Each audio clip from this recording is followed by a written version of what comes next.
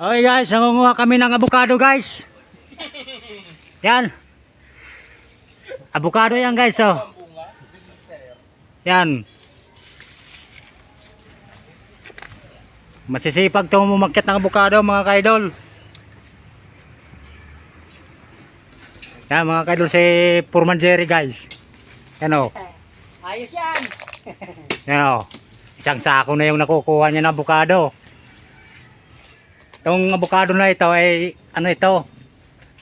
Bread. Parang may pagkamangga siya mga kaidol. Parang may pagkamangga nito. Kaya bibihira lang ito dito sa Pilipinas mga kaidol. Dito lang yan matatagpuan sa ano, sa Barangay Punta. Barangay Punta mga kaidol. Yan.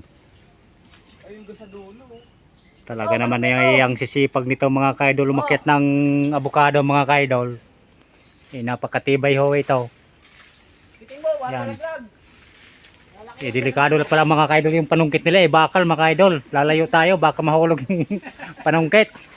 Baka maging litson tayo nito. Ayan o.